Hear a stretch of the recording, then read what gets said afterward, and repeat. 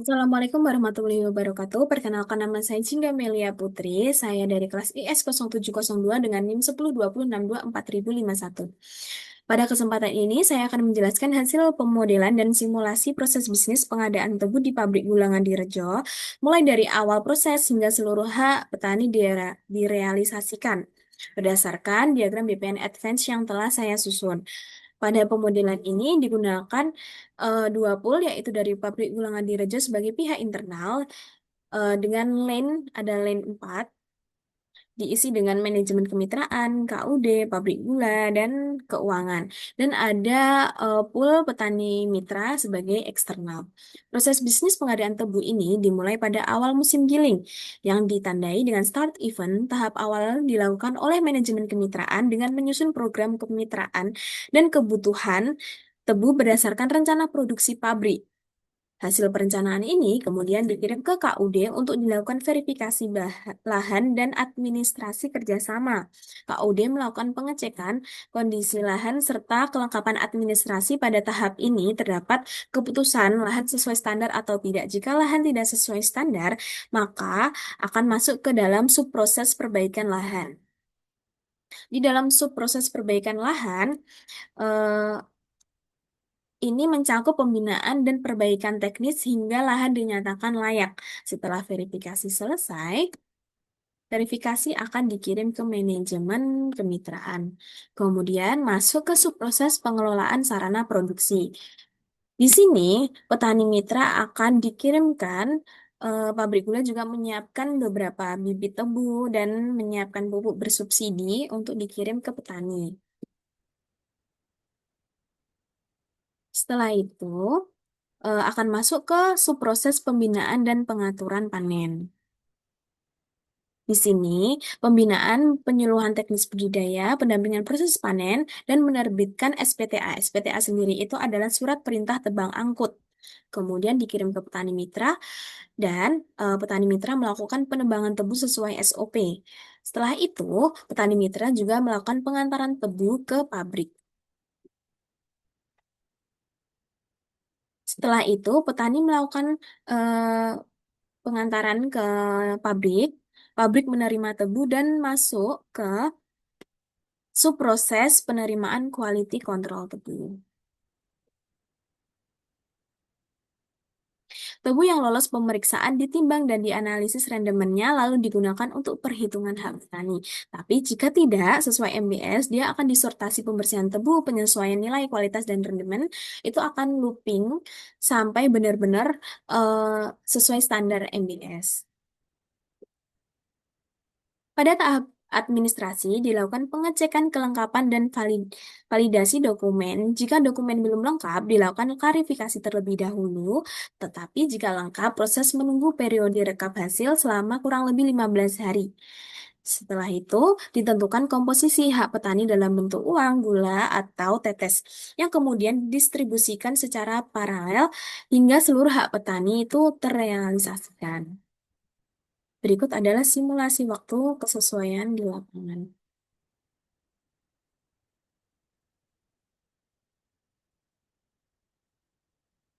Seperti ini.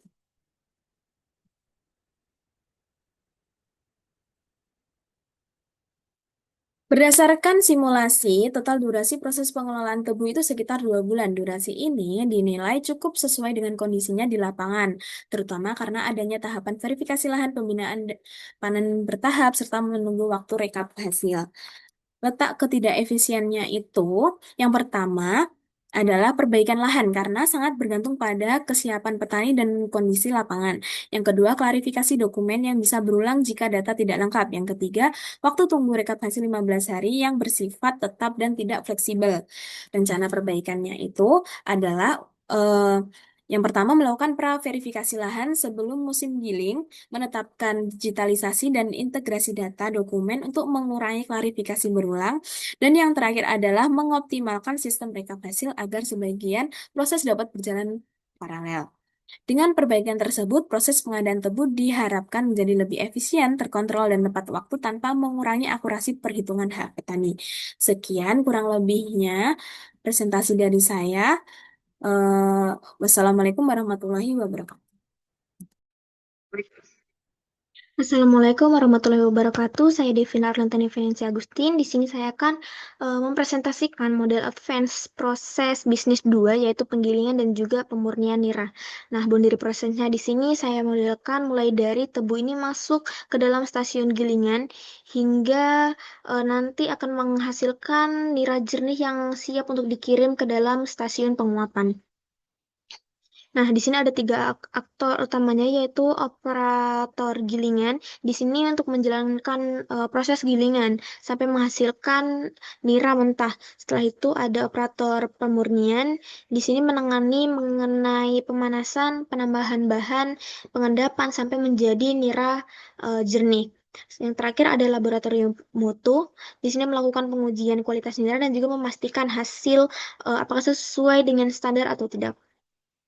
Nah, di sini saya bagi menjadi dua tahap besar. Yang pertama ada gilingan nira mentah dan juga pemurnian nira.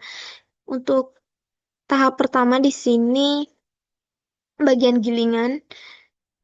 Di bagian gilingan setelah tebu ini masuk akan dilakukan pembersihan tebu, setelah itu pemerahan nira, penggilingan, tahap lanjutan sampai ke pemisahan ampas tebu.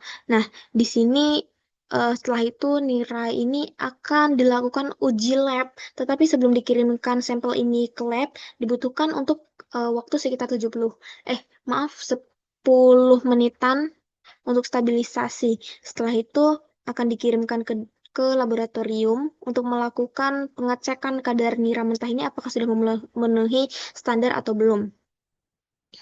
Jika sudah memenuhi standar, akan dilakukan proses selanjutnya yaitu pemurnian nira. Di sini dilakukan pemanasan nira mentah untuk proses pemurnian, penambahan bahan kimia sesuai SOP. Setelah itu pengawasan dosis juga, pemisahan kotoran hingga pemrosesan endapan. Di sini akan menghasilkan nira jernih. Lalu nira jernih itu juga dilakukan uji lab lagi ke dalam dimasukkan ke dalam laboratorium mutu. Apakah nira jernih tersebut sudah lolos uji mutu atau tidak? Jika misalkan dia eh, lolos, di sini nira jernih kemudian bisa langsung dikirimkan ke dalam stasiun penguapan. Nah, ini tuh setelah dikirimnya itu sebagai output akhir dari model ini. Nah, di sini juga ada jalan misalkan gateway tidaknya yaitu koreksi mutu dan juga ada reprocessing pemurniannya ulang. Nah, untuk data objeknya di sini saya ada beberapa. Yang pertama ada hasil uji nira mentah, setelah itu uji nira jernih, ada hasil uji SN, dan terakhir ada laporan efisiensi kehilangan gula. Nah, di sini saya akan melakukan simulasi. Jadi, jadi simulasi ini saya jalankan mengikuti alur proses di diagram dari start hingga ke dalam boundary tadi. Dari simulasi itu sistem menghitung total waktu yang dibutuhkan untuk menyelesaikan rangkaian aktivitas sampai nira jernih ini tuh siap untuk dikirimkan. Hasilnya durasi totalnya itu tadi sekitar 5 jam 31 menit. Kalau dilihat dari urutan aktivitasnya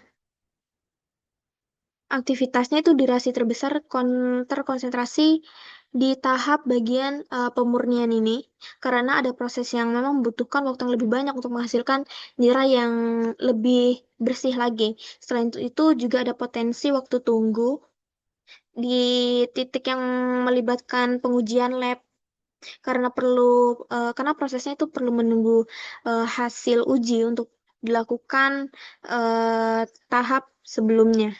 Maaf, selanjutnya. Kalau dibandingkan dengan kondisi lapangan, angka 5 jam 31 menit ini tidak jauh beda. Bahkan untuk informasi yang kami dapatkan, ini sesuai dengan kondisi lapangan yang ada karena sedangkan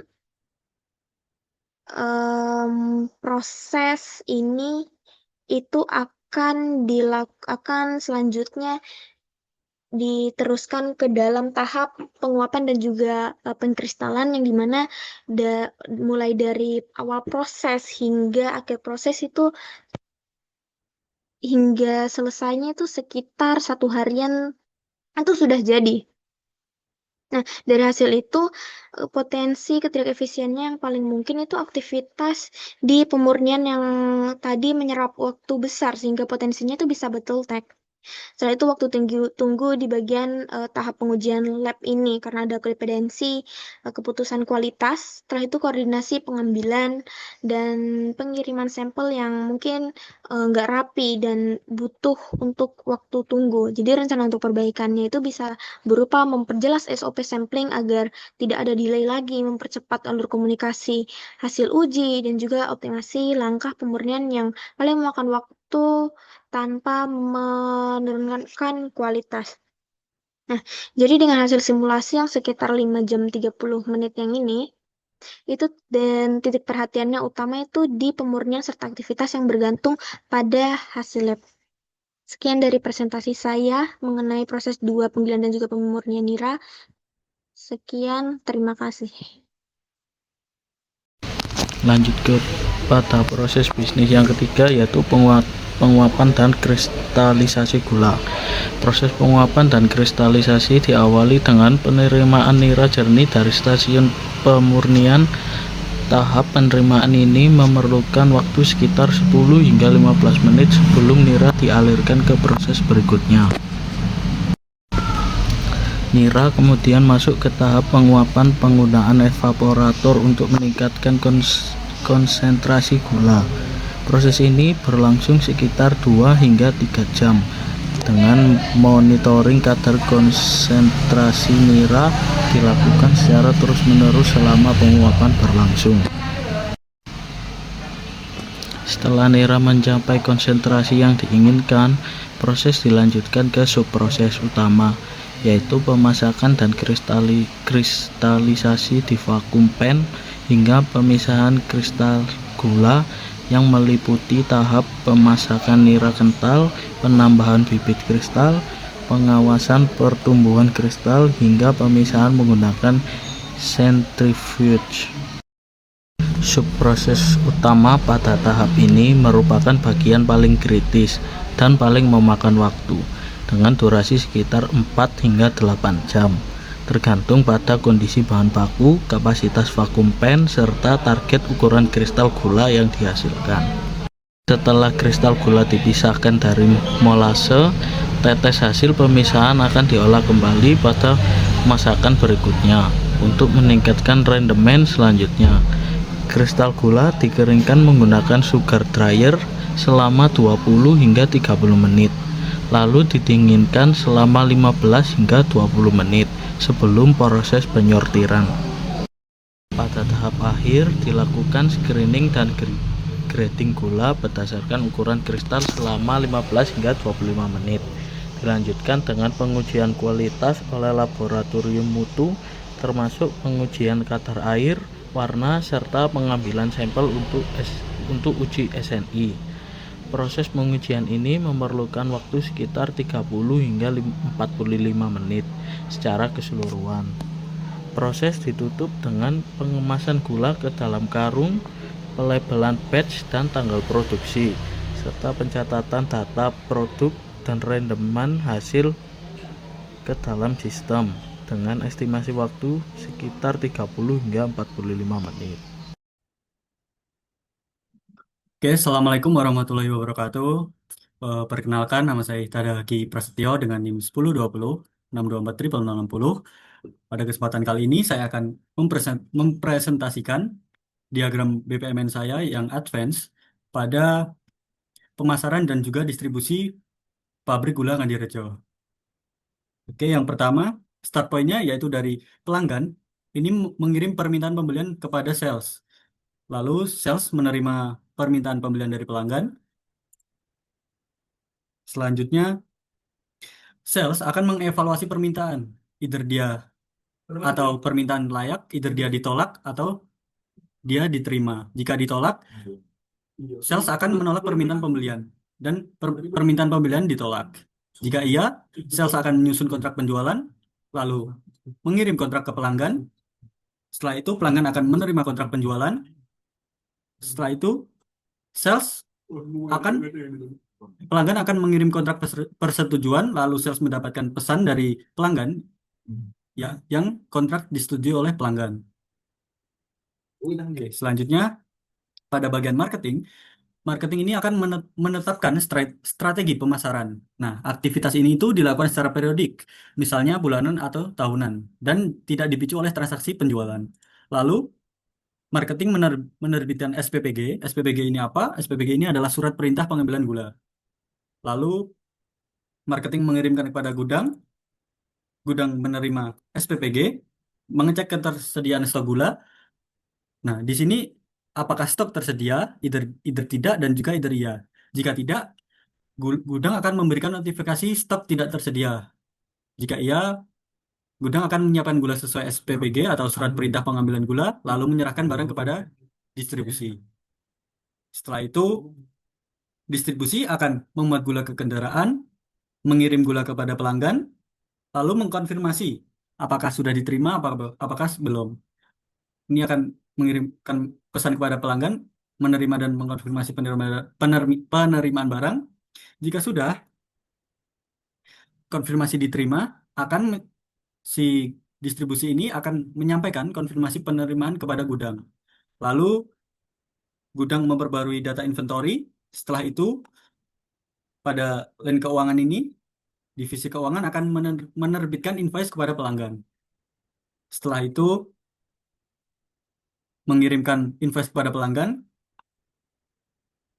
Setelah itu pelanggan menerima invoice dan juga pelanggan akan melakukan pembayaran. Jika sudah melakukan pembayaran, pelanggan akan mengirimkan pesan kepada keuangan bahwa keuangan akan mengkonfirmasi pembayaran diterima, lalu proses bisnis selesai.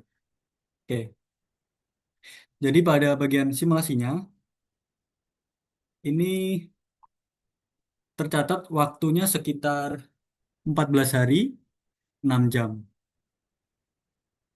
Oke, kita percepat.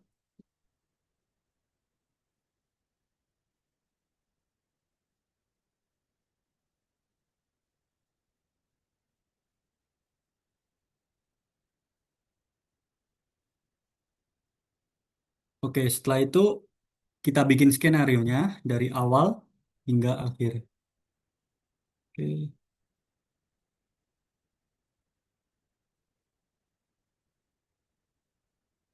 Ini skenario jika permintaan itu layak, jika permintaan itu tidak layak akan berhenti di sini. Oke. Sama juga pada line sales, jika stok gula tersedia, jika stok gula tidak tersedia. Oke.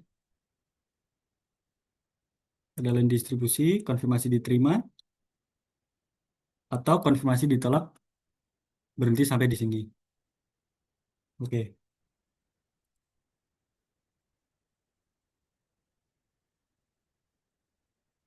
Jadi, line marketing ini menghabiskan waktu sekitar 3 hari, sales ini sekitar 2 hari, bukan sekitar 2 hari, gudang 2 hari, distribusi 4 hari, keuangan 3,5 hari. Jadi totalnya adalah 14,25 hari atau 14 hari 6 jam.